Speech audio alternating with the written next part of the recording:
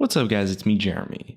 So today we're going to be trying out a video that's kind of a little bit different but also more of the same, and it's going to be a little bit of a spin on the format of our what could have been videos to document sort of the entire development story of the champion, but sometimes we don't really have as sort of like a cutout timeline as we would with some other champions, but still a lot of really cool and interesting information. So today I wanted to take a look at Urgot's most recent rework and show off quite a few interesting facts as well as some secrets and just some really cool stuff and information about the development as well as other things related to Urgot's rework.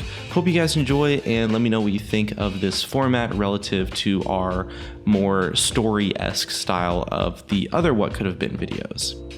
Now the first secret I wanted to share with you guys today is that Urgot's reworked passive was actually originally dreamt up to be an ability, his Q actually, and the ability was known at the time as Hexapod, a reference to the idea that the ability would fire from one of 6 legs. Interestingly enough, until this point there was actually no plans to give Urgot an extra 2 legs, just keep him with the original 4, which meant that artists had to recreate that aspect of him when this ability was decided to be a pretty good fit for production. Originally, Hexapod would slam the ground in the direction of an active leg, knocking away minions and dealing damage in a cone. After that, Urgot would be unable to slam with the same leg again for a while, so it would essentially require players to position themselves carefully to be able to reuse the ability consistently based on the different legs that you had used the ability up with. Riot Repertoire created some kind of janky designer particles to demonstrate this ability, and you can kind of see how Urgot has 6 directions in which he could potentially fire his cone out. When Riot eventually decided to turn this into his passive, they decided to go full metal and give him shotgun knees rather than just a casual leg slam, and that's definitely a pretty good choice because overall, his new passive is definitely seriously badass. Now the next one I wanted to take a look at about Urgot's rework is actually a good amount of some of the bugs that he had during his development. Now the first one that we have on our list actually occurred pretty late in his production. The assets at the time were pretty much all in place for a full release at this point. He had his new model, new animations, and that's actually the core of this particular bug. So at the time, the trick to triggering this bug was to hit the joke button and then recall, and the animations would overlay with each other and just combine together in a really ridiculous way. Urgot's joke also causes him to pull a duck out of his stomach, while his recall has a pretty specific hand and arm gesture, and by using his joke and then his recall, the bug would make the duck stay attached to Urgot's hand bone before then flying away, and as the recall animation continued, Urgot would reach out dramatically as his little duck friend flew away. It's a pretty cool bug, I guess. There was another bug as well that I thought was kind of cool that I just wanted to show you guys. This time it's all focused on his legs. So the first bug happened when traveling through a barred tunnel. So unlike most champions that became temporarily disabled when moving through the tunnel, Urgot's shotgun knees would stay visible, and if his W purge was up, you'd be able to do sort of like a drive-by shooting of someone near the tunnel because those legs kind of just had a life of their own.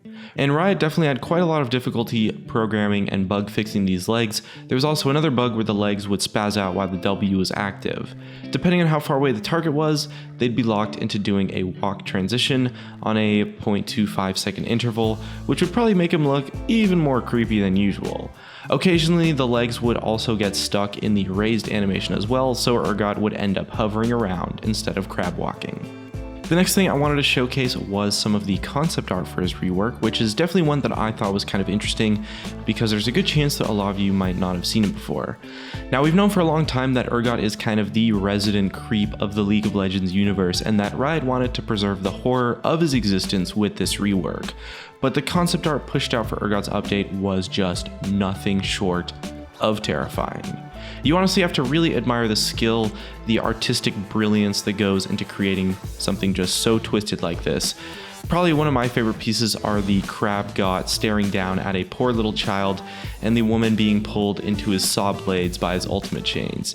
This is definitely some god tier horror art for sure, and I thought it was just so cool to see. Is that he was originally designed to be a lot more theatrical about his sadistic tendencies, kind of like maybe a little bit comparable to everyone's favorite serial killer, Jin. For example, the reworked Urgot's original taunt ability was actually a minute-long monologue that only ended if he was attacked, although writers have noted that it was removed because it kinda just got old really fast. Another tester of Urgot's original theatricality was when he'd pull out an organ during his ultimate. He'd enjoy playing you this lovely tune and monologuing it at you as you were chained up and whirled into your inevitable doom. It made a lot of sense that Riot kind of removed these aspects to his character because he's definitely supposed to be more of like a Frankenstein type of thing rather than, this theatrical, fancy sort of abomination. And when players think about Urgot pre-rework, I don't think anyone really imagines him being the theatrical type, but admittedly that type of character would definitely be pretty cool to see on someone else for sure. And we're heading back over to the gameplay with our next thing that we're taking a look at. We have 2 more scrapped abilities from Urgot's rework for you next. Now, Riot Repertoire mentioned that before the shotgun legs that we mentioned earlier existed, the prototype for Urgot was actually a lot closer to his original form as sort of this artillery champion. His E was a long-range arcing cluster bomb that would split into a bunch of what he called fear mines on the ground, placed randomly within the target location. The idea was that Urgot would lay down this insane battlefield that the enemies would have to move through with great caution, but there's actually kind of a lot of problems with the ability.